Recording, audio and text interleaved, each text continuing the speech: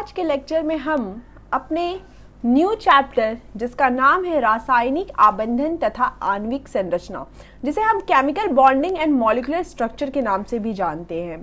तो आज हम इस चैप्टर की स्टार्ट कर रहे हैं और इस चैप्टर में हम कुछ नए टॉपिक्स पढ़ेंगे।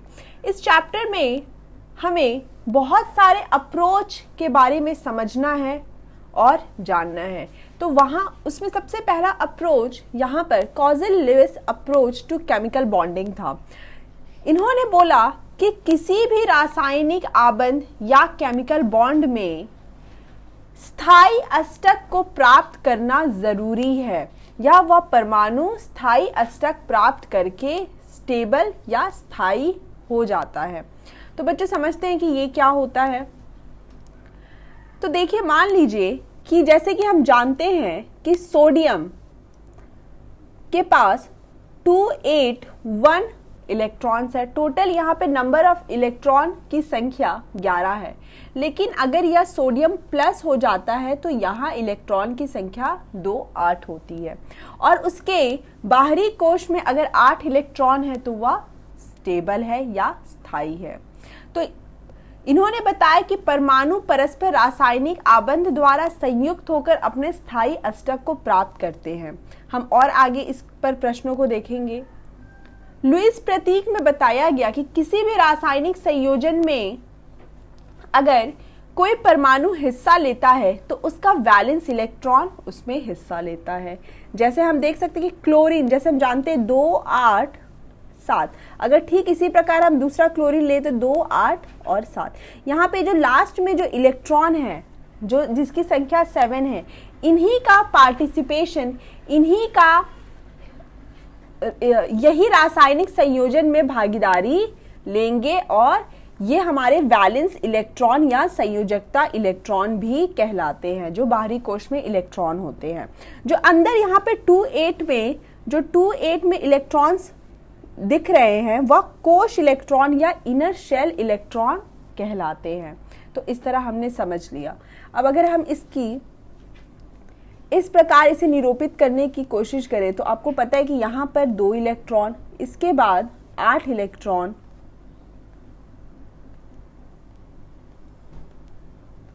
और इसके बाद हमें 7 इलेक्ट्रॉन लिखना है। तो बच्चों, ये वाला जो कोश है वह कहलाएगा संयोजकता इलेक्ट्रॉन या वैलेंस इलेक्ट्रॉन वाला कोश, और ये 7 इलेक्ट्रॉन वैलेंस इलेक्ट्रॉन है। जबकि यहाँ पर ये 2 शेल या 2 कोश हमें इनर शेल इलेक्ट्रॉन के बारे में बताते हैं।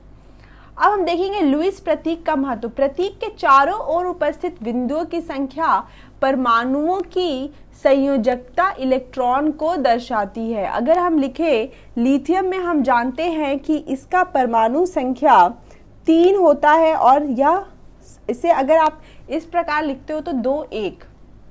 बेरिलियम में परमाणु संख्या 4 और 2 2। तो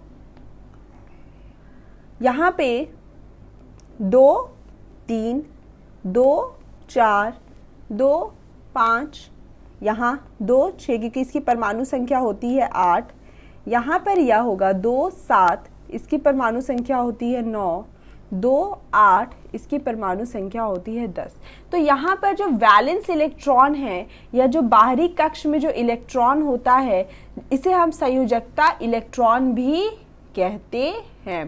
तो इस प्रकार हमने संयोजकता इलेक्ट्रॉन को भी समझा, और लुईस प्रतीक में, लुईस स्ट्रक्चर में संयोजकता इलेक्ट्रॉन का बहुत महत्व है। इसके पश्चात हम अष्टक नियम देखते हैं, जिसे हम ऑक्टेट रूल बोलते हैं। इसमें बोला जाता है कि संयोजकता कोश में अष्टक प्राप्त करते हैं, इसे अष्टक नियम कहते हैं। मतलब अगर आपका सोडियम प्लस होता है तो यहाँ पर 2 8 1, यहाँ इसका एटॉमिक नंबर 11 है, और जब इसमें से एक इलेक्ट्रॉन को निकाल दिया जाए तो यह 2 8 होता है। तो लास्ट कक्ष में 8 इलेक्ट्रॉन अष्टक नियम को दर्शाते हैं या प्रदर्शित करते हैं। अब हम देखेंगे सहसंयोजी आबंध, जिसे हम कोवैलेंट बॉन्ड भी कहते हैं, कि ये कैसे होता है। जैसा कि हम जानते हैं कि क्लोरीन के चारों तरफ 7 इलेक्ट्रॉन को दिखाया जा रहा है और यह 7 इलेक्ट्रॉन इसके संयोजकता इलेक्ट्रॉन है।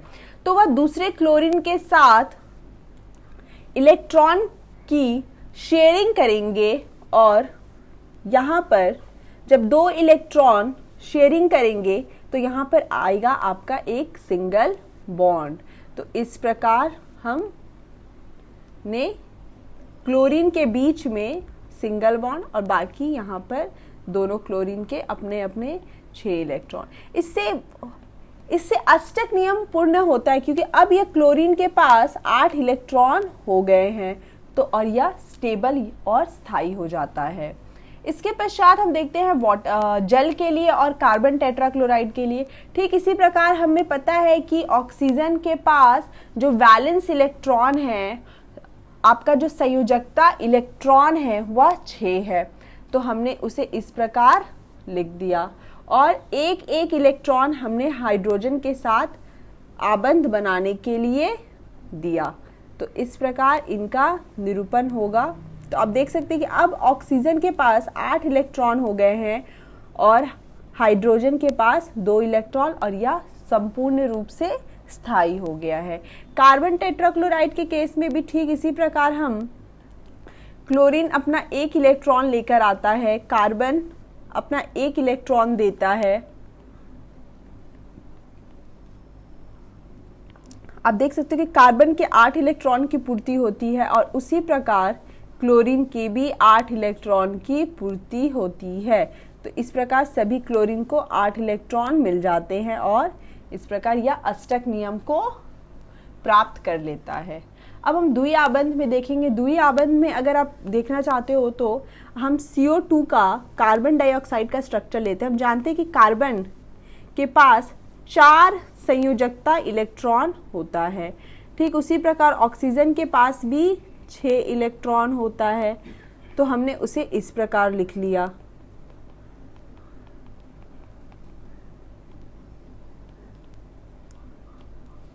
तो इस प्रकार हमारा यह डबल बॉन्ड और द्वि आबंध का निर्माण करता है। आप यहाँ देख सकते हो कि कार्बन के पास अब 8 इलेक्ट्रॉन है, ऑक्सीजन के पास भी 8 इलेक्ट्रॉन है और इस ऑक्सीजन के पास भी 8 इलेक्ट्रॉन है। ठीक इसी प्रकार हम त्रिआबंध देखते हैं। यहाँ पर हम नाइट्रोजन का स्ट्रक्चर लेते हैं। हमें पता है कि नाइट्रोजन का जो संयोजकता इलेक्ट्रॉन है वह 5 है। तो यहाँ पर 3 इलेक्ट्रॉन की हिस्सेदारी और बाकी 2 इलेक्ट्रॉन नाइट्रोजन अपने पास रखता है। तो आप देख सकते हो कि यहाँ पे नाइट्रोजन के भी 8 इलेक्ट्रॉन हो गए और यहाँ पे N ट्रिपल बॉन्ड N आता है। तो इस प्रकार हमने त्रिआबंध को भी समझा। धन्यवाद।